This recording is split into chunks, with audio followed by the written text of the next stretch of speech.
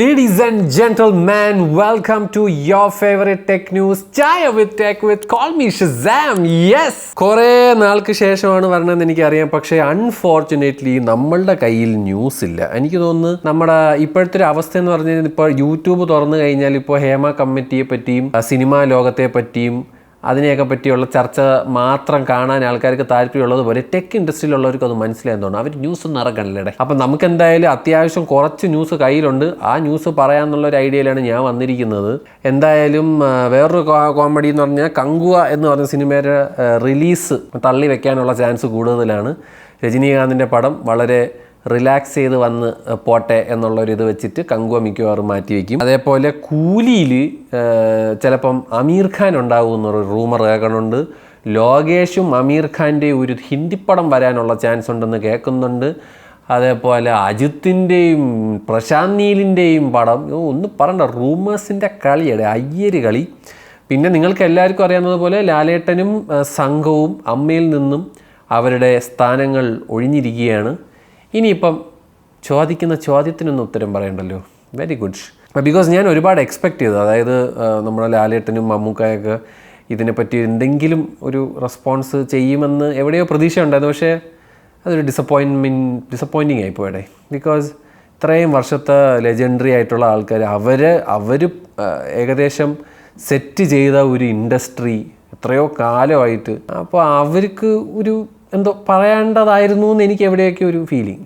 പിന്നെ അവരെ ഇഷ്ടമാണില്ലേ, end of the day ഞാൻ ഉത്തരം പറയണോ വേണ്ട എന്നുള്ളത് നമ്മുടെ ഇഷ്ടമാണ്. ചോദ്യം ആർക്കും ചോദിക്കാം, അതിന് ഉത്തരം കറക്റ്റായിട്ട് കിട്ടണമെന്നൊന്നുമില്ല. എന്താണെങ്കിലും എല്ലാ എണ്ണത്തിനെ പിരിച്ചു വിട്ടിരിക്കുകയാണ്.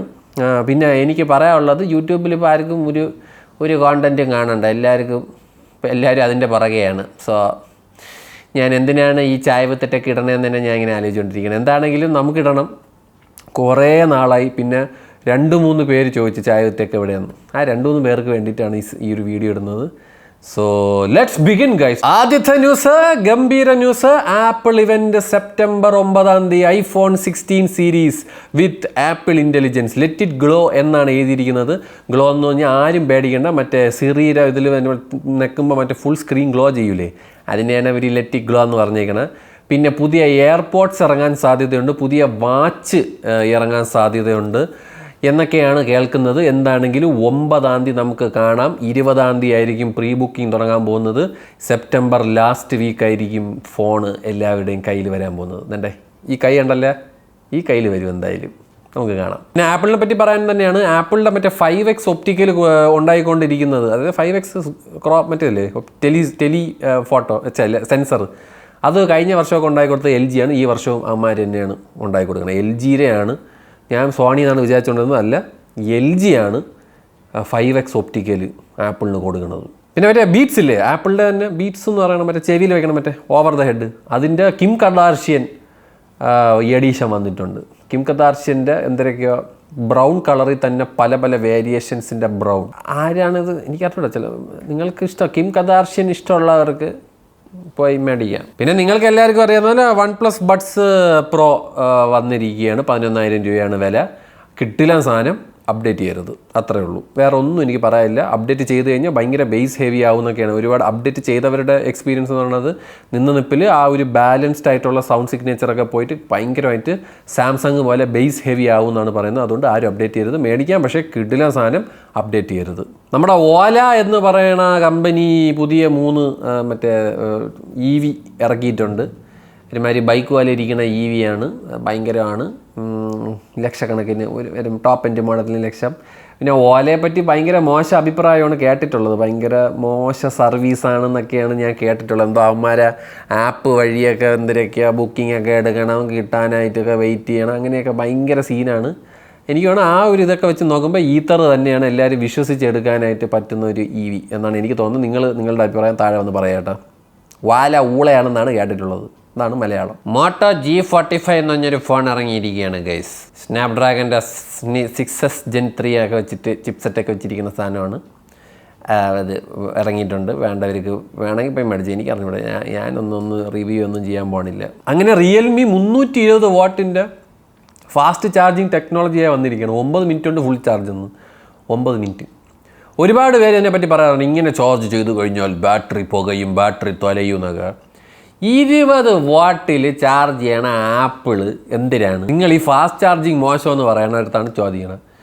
20 വാട്ടിൽ ചാർജ് ചെയ്യണത് iPhone 15 ചുമ്മാ ഹെവി യൂസ് ആണെങ്കിൽ നിപ്പിൽ ഒരു വർഷം കൊണ്ട് 89% ബാറ്ററി ഹെൽത്ത് പോകും. 20 വാട്ടിലാണ് അത് പോണത്. അതിനെപ്പറ്റി നിങ്ങൾക്ക് കൊല്ലം പറയാൻ. അപ്പോൾ എല്ലാവരും പറയുന്നു ഫാസ്റ്റ് ചാർജിങ് ടെക്നോളജി വരാത്തത് ബാറ്ററി ഹെൽത്ത് കുളമാവുന്നത് കൊണ്ടാണ്. പാടാ ഇറങ്ങാൻ ഇവിടെ നിന്ന്. അങ്ങനെ പിക്സൽ ഫോണുകൾ ഇറങ്ങിയിരിക്കുകയാണ്. Pixel Pro 9 Pro 9 Pro XL തുടങ്ങിയ സാധനങ്ങളൊക്കെ ഇറങ്ങിയിരിക്കുകയാണ്. പിന്നെ അമേരിക്കയിൽ മാത്രം എന്തോ ഉള്ളൂ എന്ന് പറഞ്ഞു കേട്ടോ. മറ്റേ ഫോൾഡ് എന്ന് പറയുന്ന ഫോൺ നാട്ടിലുണ്ടാടേ, നാട്ടിലുണ്ട്. ഇന്ത്യയിലും ഉണ്ട് അല്ലേ റിലീസ്. 1,70,000 72,000 അങ്ങനെ എന്തോണ് എൻ്റെ പ്രൈസ്. അത് ഉടനെ പ്രീ ബുക്കിംഗ് ഒക്കെ തുടങ്ങിയിട്ടുണ്ടോ, എല്ലാവരുടെ കയ്യിലൊക്കെ കിട്ടും. എനിക്ക് താല്പര്യമില്ല. ഞാൻ തന്നെ മറ്റേ പ്രോ എന്താ പിക്സൽ പ്രോ XL മേടിച്ച് തന്നെ കീറി അപ്പുറത്തെ വിളയിരിക്കുകയാണ്. പിന്നെ ഫോൺ അടിപൊളി, സൂപ്പർ ഫോൺ, അടിപൊളി ഫോൺ. എനിക്ക് ഭയങ്കര ഇഷ്ടപ്പെട്ടു. എൻ്റെ ഒരു യൂസേജിന് അത് പൊളിയാണ് ആ സാധനം. ക്യാമറയൊക്കെ വളരെ മീഡിയോക്കറാണ്. നമുക്ക് ഒരിക്കലും ഒരു Vivo X100 Proയിലോ അല്ലെങ്കിൽ നമുക്കൊരു Xiaomi 14 Ultrയിലോ അല്ലെങ്കിൽ ഒരു Oppo Find X7 Ultrയിലൊക്കെ കിട്ടുന്ന പോലത്തെ ഒരു ക്യാമറ ക്വാളിറ്റിയും അതിൽ കിട്ടില്ല. അതുപോലെ S24 Ultrയുടെ ക്യാമറ ക്വാളിറ്റി പോലും എൻ്റെ കാഴ്ചപ്പാടിൽ അതിലോട്ട് വരുന്നില്ല.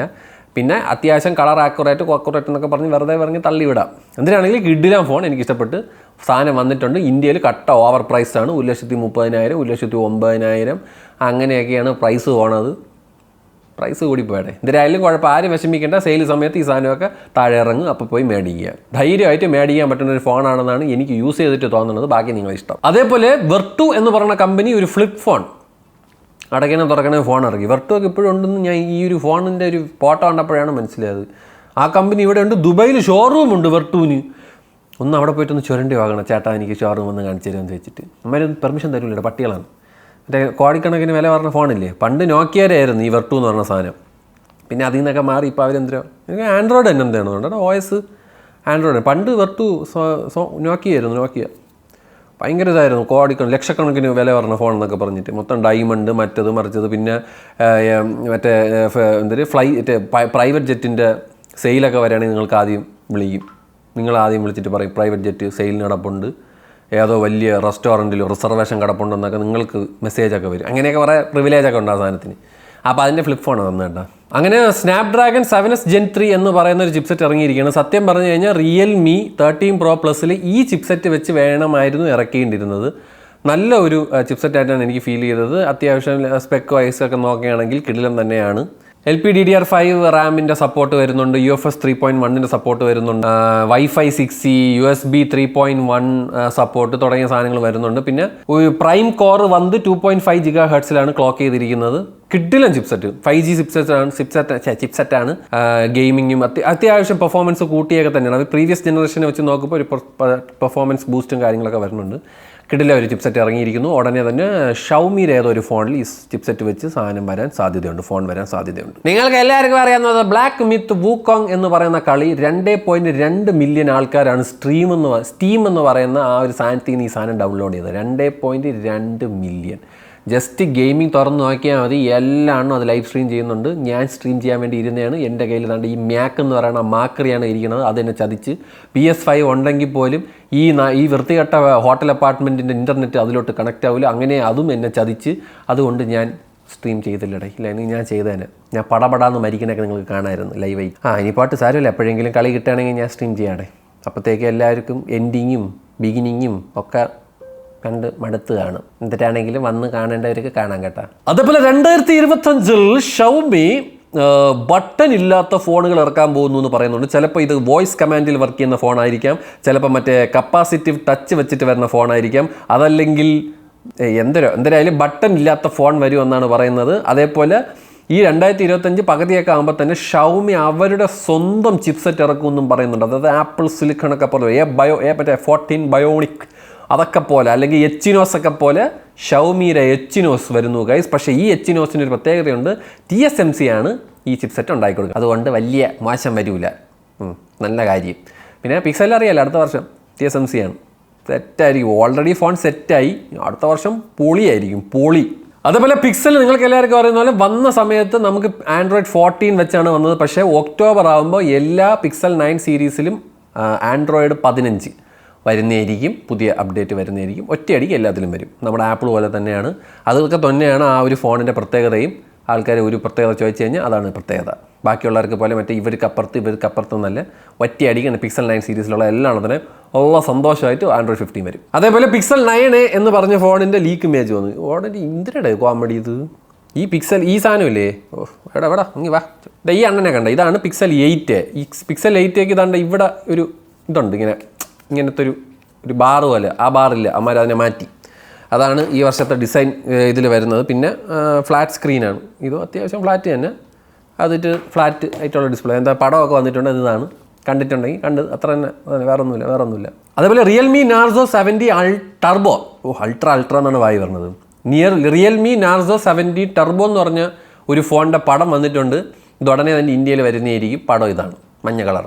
അതേപോലെ റിയൽമിയുടെ വേറൊരു ന്യൂസും കൂടെ ഉണ്ട്. റിയൽമി 13 Pro എന്ന് പറയുന്ന ഫോണിൽ മീഡിയ ടെക്കിൻ്റെ 7300, അതായത് നമ്മുടെ iQOO Z9S എന്ന് പറയുന്ന ആ സാധനത്തിൽ ഇരിക്കുന്നതും നത്തിങ് ഫോൺ, അതായത് CMFൻ്റെ നത്തിങ് ഫോൺ വന്നിരിക്കുന്നതിൻ്റെ സെയിം ചിപ്സെറ്റാണ്. പക്ഷേ ഈ ചിപ്സെറ്റിൻ്റെ ഒരു പ്രത്യേകത ഉണ്ട്. അവന്മാർ ഈ സാധനം നമുക്ക് BGMI സ്മൂത്ത് 90 FPS നമുക്ക് ഇത് കളിക്കാൻ പറ്റും. Also they are using UFS 3.1. എനിക്ക് തോന്നുന്നത് iQOO Z9Sൻ്റെ വൺ ഓഫ് ദ ഒരു ഡ്രോബാക്ക് ആയിട്ട് എനിക്ക് ഫീൽ ചെയ്തത് UFS 2.2 ആണ്. ഇവന്മാർ അത് മാറ്റിയടെ UFS 3.1 ഇപ്പോൾ ഒരു സാധനം ഇറങ്ങുന്നുണ്ട്. അത് റിയൽമി 13 Plus. പിന്നെ നിങ്ങൾക്ക് എല്ലാവർക്കും അറിയാവുന്നത് പോലെ യൂട്യൂബ് പ്രീമിയത്തിൻ്റെ കാശ് കൂട്ടി. ഫാമിലി അതിനൊക്കെ 299, ഭയങ്കരമായിട്ട് കാശ് കൂട്ടിയടെ. പിന്നെ വേറൊരു കേസ്, നിങ്ങൾ വിചാരിക്കും, നിങ്ങൾ പറയും എന്തൊക്കെയോ മറ്റേ ആഡ് ബ്ലോക്ക് ചെയ്യുന്ന സാധനങ്ങളൊക്കെ ഉണ്ട്, അതൊക്കെ ഇട്ട് ചെയ്താൽ പോരെ, ബ്രാവോ മറ്റേത് കയറി ചെയ്താൽ പോരെ. പക്ഷേ ട്രസ്റ്റ് മീ, ആപ്പിലൊക്കെ ഒരു ആഡ്സും ഇല്ലാതെ കാണണതിൻ്റെ സുഖം നിങ്ങൾ പിടിച്ചു കഴിഞ്ഞാൽ പിന്നെ ഒരു കാരണവശാലും നിങ്ങൾ തിരിച്ച് സാധാ യൂട്യൂബിലോട്ട് പോവില്ല. ആടിപ്പൊളിയാണ് യൂട്യൂബ് പ്രീമിയം. അതുകൊണ്ട് ഒന്നും നോക്കുന്നില്ല, കാശ് മുടക്കാമെന്ന് തന്നെ തീരുമാനിച്ചിരിക്കുകയാണ്. പിന്നെ last and the final news, ഇത് ചിലവരുടെയൊക്കെ ഹൃദയം തകർക്കാനുള്ള ചാൻസ് ഉണ്ട്. പടം കാണുന്നവർ, കുൽസിക വീഡിയോ കാണുന്നവർ എല്ലാവരുടെയും ഒരു സങ്കട ന്യൂസാണിത്. ചിലപ്പം ഇന്ത്യയിൽ ടെലഗ്രാം ബാനാവും. ഇന്ത്യൻ ഗവൺമെൻറ് അതിൻ്റെ ഇത് സെർച്ച് ചെയ്തുകൊണ്ടിരിക്കുകയാണ്. എന്തൊക്കെ ക്രിമിനൽ ആക്ടിവിറ്റീസും കാര്യങ്ങളും ഫ്രോഡ് പരിപാടികളൊക്കെയാണ് ഇതിൻ്റെ അകത്ത് നടക്കണതെന്നൊക്കെയാണ് പറയുന്നത്. അതുകൊണ്ട് ഉടനെ തന്നെ ടെലഗ്രാമിനെ എടുത്ത് വിളയെ കളയാനുള്ള സാധ്യത കാണുന്നുണ്ട് എന്ന് പറഞ്ഞുകൊണ്ട് ഞാൻ ഇന്ന് പോണ് ഗൈസ്. ഇനി എപ്പോൾ വരുമെന്ന് എനിക്ക് അറിഞ്ഞുകൂടാ. ന്യൂസുകൾ വരണനുസരിച്ച് എനിക്ക് വരാൻ പറ്റുള്ളടേ, അല്ലാതെ മാനത്തൊന്ന് ന്യൂസ് പൊട്ടിച്ചെടുക്കാനും ടെക് ന്യൂസിനെ പറ്റി ഇല്ലാത്ത കാര്യങ്ങൾ പറയാനും എന്നെ കിട്ടൂല അണ്ണ. ഉള്ള കാര്യം പറയാമല്ലോ. എന്തിനാണെങ്കിലും അടുത്ത ന്യൂസ് വരുമ്പോൾ ഞാൻ തന്നെ പെടന്ന് ചായ ആയിട്ട് വരും, മടന്ന് കണ്ട ഇങ്ങനെ കുടിച്ച് നിങ്ങൾക്ക് സാധനം പറഞ്ഞു തരും. അങ്ങനെ പറഞ്ഞ് ഞാൻ പോകുന്നു ഗൈസ്. എല്ലാവർക്കും ഒരു ശുഭദിനം ആശംസിക്കുന്നു. ആൻഡ് പ്ലീസ്, നമ്മൾ ഹേമ കമ്മിറ്റി റിപ്പോർട്ടിൽ നിന്ന് പഠിക്കേണ്ട കുറേ കാര്യങ്ങളുണ്ട്. ഈ കൺസെൻറ്റ്, അതേപോലെ പോയി കുഴി ചാടുക, ഒരുപാട് കാര്യങ്ങൾ നമുക്ക് ഇതിൽ നിന്ന് പഠിക്കാം. സോ ഇതിൻ്റെ നല്ല വശങ്ങൾ നിങ്ങളും പഠിക്കേണ്ടത്. അല്ല സിനിമാക്കാർക്ക് വേണ്ടി മാത്രമുള്ള ഒരു റിപ്പോർട്ടായിട്ട് എനിക്കിത് തോന്നിയില്ല. എല്ലാവരും സോഷ്യൽ മീഡിയയിലുള്ളവർ ഇതായിപ്പോൾ കണ്ടില്ല, മച്ചായൊക്കെ പകത്തായതുണ്ടല്ലേ. സോ അതാണ് പറയുന്നത്. എല്ലാവരും പ്ലീസ് ബി റെസ്പോൺസിബിൾ, വളരെ കെയർഫുള്ളായിട്ട് ജീവിക്കുക. നമുക്ക് സോഷ്യൽ മീഡിയ ആണെങ്കിൽ എന്ത് രീതിയിലുള്ള ഫെയിമിലുള്ളവരാണെങ്കിലും കുറച്ച് മര്യാദയും കാര്യങ്ങളൊക്കെ നോക്കുക. പിന്നെ ഈ ഒരു കമ്മിറ്റി ഇത് വെച്ച് ഞാൻ പറയാം, പെൺകുട്ടികളുടെ അടുത്ത് പെരുമാറുന്നതും സംസാരിക്കുന്നതും ഒക്കെ വളരെ സൂക്ഷിച്ചും കണ്ടതൊക്കെ തന്നെ ആയിരിക്കണം. ഒരാളുടെ കൺസെൻറ്റ് ഇല്ലാതെ യാതൊരു രീതിയിലുള്ള പരിപാടിക്കും പോവരുത്. സോ ഇതൊക്കെയാണ് എനിക്ക് പറയാനുള്ളത്. അതായത് ഒരു ഡിസ്റ്റർബൻസ് ആവരുത്. ഇതിലൊരു പ്രശ്നമുണ്ട്. ഒരാൾക്ക് ഇഷ്ടം തോന്നുക, അത് എക്സ്പ്രസ് ചെയ്യുക എന്ന് പറയുന്നത് it's not a bad thing. പക്ഷേ അതൊരു ക്രീപ്പി ആവുമ്പോഴാണ് പ്രശ്നം. പുറകെ നടക്കുക, അവരത് നോ പറഞ്ഞ് അവരെ തുലയ്ക്കാൻ നടക്കുക, ദാറ്റ് ഈസ് ബാഡ്. നമുക്ക് നമ്മളുടെ എക്സ്പ്രസ് ചെയ്യുക എന്ന് പറഞ്ഞാൽ it's not bad. When you become a creep, അവിടെയാണ് പ്രശ്നം. സോ എല്ലാവരും അത് മനസ്സിലാക്കുക. And please be a good human being guys എന്നാണ് എനിക്ക് അവസാനം പറയാനുള്ളത്. എന്ന് പറഞ്ഞുകൊണ്ട് ഞാൻ പോകുന്നു. Cheers to each and everyone. Bye bye.